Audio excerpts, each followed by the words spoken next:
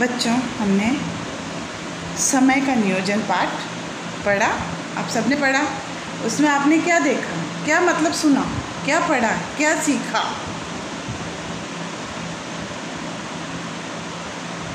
कोई बताएगा क्या सीखा आपने उस पाठ से? जीवन में समय सबसे अमूल्य धन है। जीवन में जो सबसे अमूल्य धन है वो क्या है? समय। समय रूपी धन का सोच विचार करके ही उपयोग करना चाहिए।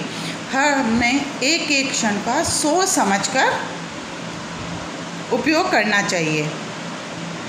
इसका सही उपयोग करने से ही मानव का भविष्य उज्जवल होता है। जब हम समय का सही उपयोग करेंगे तब ही मनुष्य का जो जीवन है, उसका जो भविष्य है, वो उज्जवल होता है। तुलसीदास ने रामचरितमानस में कहा है। किसमें कहा है? रामचरितमानस में, रामायण में।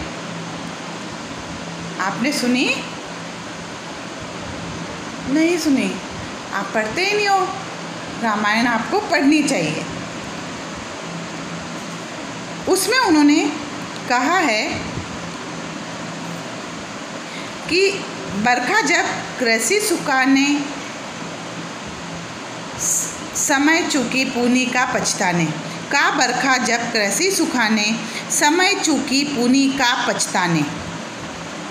क्या कहा तुलसीदास जी ने रामचरितमानस में? का बरखा जब कृषि सुखाने, समय चूकी पुनी का पछताने। अर्थात कृषि के सूख जाने पर वर्षा व्यर्थ है। कृषि के सूख जाने पर, जब जमीन में किसान खेती की जो ज़मीन होती है, खेत के अंदर किसान बीज बो देता है। हल्की सी बारिश होती है और किसान हल चलाकर खेत में जब बीज बो देता है और फिर बरसात नहीं आती है, खेती की जो ज़मीन होती है वो बिल्कुल सूख जाती है। अंदर जो उसने बीज डाले हैं वो जल जाते हैं। और उसके बाद अगर आप सोचो, ये सब होने के बाद जब बहुत तेज़ बारिश आती है तो फिर वो बरसात किस काम की है? क्योंकि ज़मीन के अंदर किसान ने मेहनत करके जो बीज डाला था वो तो जल गया। और उसके बाद बरसात हो रही है तो फिर वो किसी काम की नहीं है। क्योंकि जिस समय हमें बरसात की ज़रूरत थी उस समय तो बारिश नहीं हुई, और जब ज़रूरत नहीं है तब बारिश हो रही है। तो उस समय किसान को बारिश की सख्त ज़रूरत थी, मतलब ज़मीन को सख्त ज़रूरत थी। अगर उस समय ये बरसात हो जाती तो वो बीज चल जाते, खेती की ज़मीन नहीं सूखती और वो बीज धीरे धीरे पौधे के रूप में आ जाते। अर्थात कृषि के सूख जाने पर वर्षा व्यर्थ है और समय बीत जाने पर प्रायश्चित करने का भी कोई लाभ नहीं है। कि समय तो निकल चुका है और फिर हम प्रायश्चित कर रहे हैं तो उसका कोई मतलब नहीं है। इसीलिए तो कहते हैं, बड़े बुजुर्ग कहते हैं ना, कि बीता हुआ समय कभी लौट कर नहीं आता। जो समय आपका निकल चुका है, आज तुम विद्यार्थी जीवन में हो, आज तुम चाहो जो कर सकते हो इस समय तो, लेकिन यदि ये समय जो तुम्हारे हाथ से निकल गया है वो कभी वापस नहीं आएगा। आज तुम कक्षा में बैठकर जो हंसी मजाक कर रहे हो, जो मस्तियाँ कर रहे हो, ये समय आपका दोबारा कभी नहीं आएगा। आप बच्चे जब कॉलेज में पढ़ने जाओगे ना, कि आप अलग अलग डिग्रियां लेने के लिए अलग अलग जगह पढ़ने जाओगे। कोई कॉलेज जाएगा, कोई कहाँ जाएगा, कोई कहाँ जाएगा। तब आप अपना जो आपका स्कूल का जो जीवन है, स्कूल में जो आप मस्तियाँ कर रहे हो, वो समय आप याद करोगे कि उस समय भी क्या हमारे दिन थे और क्या स्कूल वाला समय था। तो जो समय चला जाता है वो लौट कर दोबारा नहीं आता है। मानव को व्यर्थ में समय नहीं गंवाना चाहिए। समय का सदुपयोग करने से ही हमारे जीवन में निश्चिंतता आती है। यही हमने पाठ में पढ़ा था ना कि यदि हम समय का सदुपयोग करेंगे तो हमारे जीवन में एक निश्चिंतता आ जाती है कि हाँ, हम निश्चिंत हो जाते हैं कि हाँ, हमारा काम हो चुका है और सभी कार्य सुचारू रूप से होते चले जाते हैं और हमारे जो सारे कार्य हैं वो भी क्रम वाइज सुचारू रूप से चलते रहते हैं। हमें प्रत्येक काम करने के लिए बराबर समय मिल जाता है और हमारा मन भी शांत और प्रसन्न रहता है। जब हमें अपना काम करने के लिए हमें बराबर समय मिल जाता है तो हमारे मन में एक संतुष्टि रहती है कि नहीं, हमारा काम आराम से हो गया है, अब हमें कोई चिंता नहीं करनी है। स्कूल से आपको होमवर्क मिला, आपने घर गए, खाना खाया, थोड़ा रेस्ट किया, उसके बाद आप खेलने नहीं गए। आपने क्या किया, आपको स्कूल से जो होमवर्क मिला है आपने वो पूरा किया है। उसके बाद आप खेलने भी जाओगे। अगर आप आधा घंटा ज़्यादा भी खेल रहे हो तो अब भी आप निश्चिंत रहोगे क्योंकि आपने अपने स्कूल का होमवर्क निपटा लिया है। जो आपको लर्न करना था वो कर लिया है, तो आप बिल्कुल निश्चिंत हो गए हो। जब हम समय का सदुपयोग करेंगे तब ही हम अपनी सफलता को पा सकते हैं। धरती, सूरज, चंद्र, नक्षत्र, यहाँ तक कि संपूर्ण प्रकृति भी समय का पालन करती है। हम ही नहीं, हमारी प्रकृति जो है वो भी समय का बराबर पालन करती है। जैसे रात हुई और फूल मुरझा जाएंगे, वापस वो बंद हो जाएंगे, सवेरा हुआ वो खिल जाएंगे, तो उनका भी एक समय है। सांझ के समय में पक्षी अपने घरों में लौटते हैं और सूर्य उदय होते ही वापस वो बाहर निकल जाते हैं, तो उनका भी समय निश्चित है।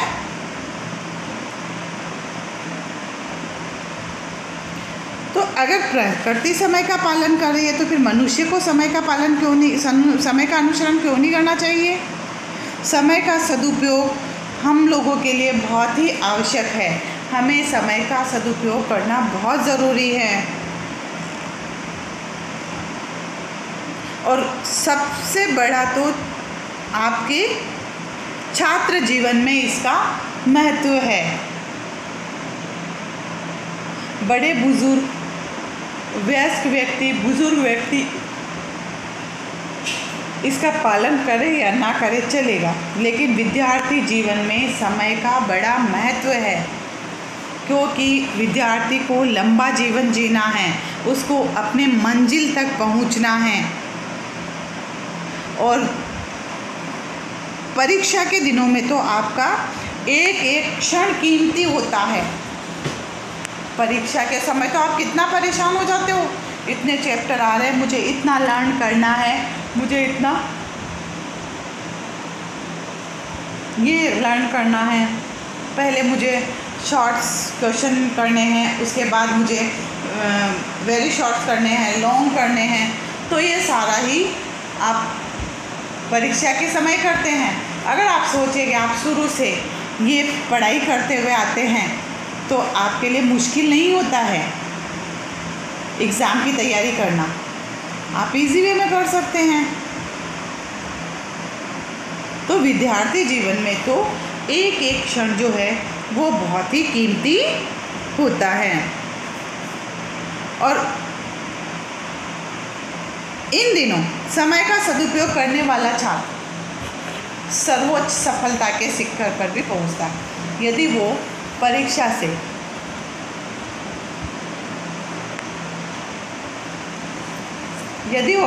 के समय में भी अपने एक एक क्षण का सदुपयोग करे, अपने एक एक क्षण को वो फालतू नहीं गंवाए, तब भी वो अपनी सफलता को अच्छे से प्राप्त कर लेता है। यदि छात्र जीवन में हमें समय का सदुपयोग करने की आदत पड़ जाती है, यदि आपने अभी से अपने समय का सदुपयोग कर लिया है, मैंने आपको बताया था ना कि आप अपना एक टाइम टेबल बना लीजिए घर पर पढ़ने का। 5 या 6 घंटे आप स्कूल में बिताते हैं, तो ये भी तो आपका निश्चित समय है कि आप 7:30 स्कूल में प्रवेश कर रहे हो और 1 बजे आप घर जा रहे हो। इस दरमियान आपको जो भी विषय पढ़ाए गए हैं वो एक टाइम पीरियड में थे, उनका समय प्रॉपर था, तो आपको पता है ना कि हमें इस पीरियड में ये विषय पढ़ना है, सेकंड पीरियड में ये पढ़ना है, थर्ड में ये पढ़ना है, फोर्थ पीरियड में हमें ये पढ़ना है, फिफ्थ पीरियड में ये पढ़ना है। तो ये भी तो आपका एक टाइम टेबल ही है। इसी तरह आप अपने घर पर भी अपना एक टाइम टेबल बनाइए, पढ़ने का एक शेड्यूल रेडी करिए। उससे क्या आपको पता रहेगा कि आपको किस समय कौन सा विषय पढ़ना है। बिना टाइम टेबल आप नहीं पढ़ पाओगे। यदि आपने सोच लिया है कि मैं वैसे ही घर पे 3 घंटे पढ़ता हूँ, आधा घंटा ये पढ़ता हूँ, आधा घंटा ये पढ़ता हूँ, नहीं, आप समय विभाजन तैयार कीजिए, उसी के अनुसार आपको पढ़ना है। उसके अनुसार यदि आप पढ़ोगे तो आपके लिए पढ़ाई बहुत ही इजी हो जाएगी। और ऐसा नहीं है कि आपने जोश में टाइम टेबल बना लिया कि हाँ अब से मुझे पढ़ना, मैडम ने कह दिया आज, अब मुझे टाइम टेबल बनाना है और मुझे इसी के अनुसार चलना है। आपने 1 दिन उसके अनुसार काम किया, 2 दिन किया, 3 दिन किया, लेकिन ये क्या, चौथे दिन तो आप अपने फिर पुराने ढर्रे पे आ गए। और बच्चों मान के चलिए कि अगर आप 10 या 15 दिन उस समय को फॉलो कर लेते हैं, उस समय का अनुसरण कर लेते हैं, उस समय के अनुसार अगर आप चलते हैं तो निश्चित आपकी एक आदत पड़ जाएगी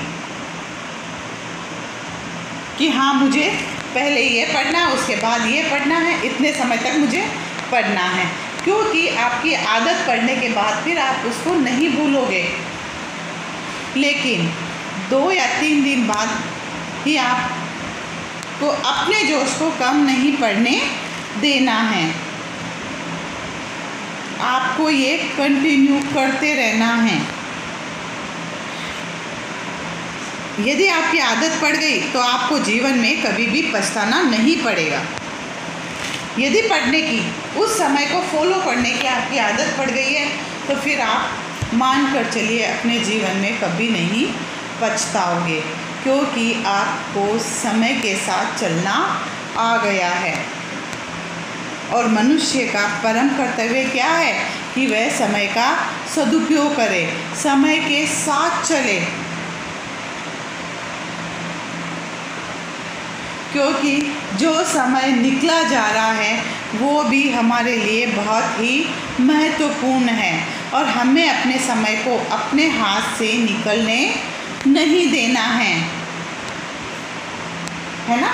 हमें अपने समय को अपने हाथ से निकलने नहीं देना है, हमें इसी समय का भरपूर सदुपयोग करना है।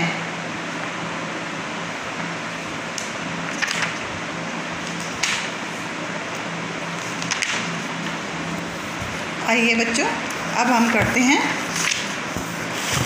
इस चैप्टर के प्रश्न उत्तर। कौन से चैप्टर के?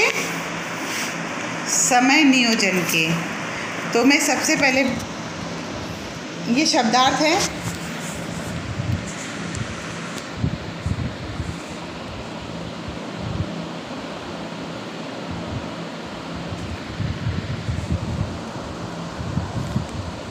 शब्दार्थ आप कॉपी के अंदर करना चाहो तब भी आप कर सकते हैं, कॉपी में भी आप कर सकते हैं, नहीं तो आप शब्दार्थ को बुक से ही आप रीडिंग मतलब बुक से ही आप इनको लर्न भी कर सकते हो।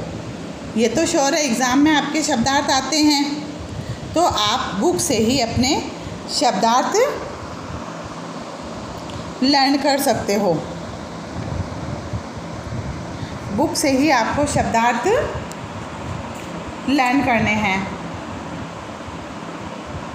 और प्रश्न उत्तर की आपको PDF भेज दी जाएगी।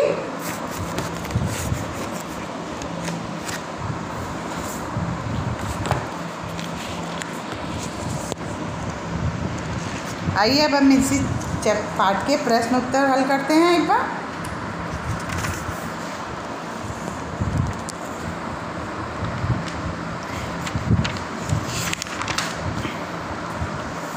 समय विभाजन के अनुसार कार्य करने पर क्या लाभ होता है? क्या लाभ होता है जब हम समय विभाजन के अनुसार कार्य करते हैं? तो इससे हमारे जीवन की व्यस्तता के बीच निश्चिंतता आ जाती है। इससे हमारे जीवन की व्यस्तता के बीच निश्चिंतता आ जाती है।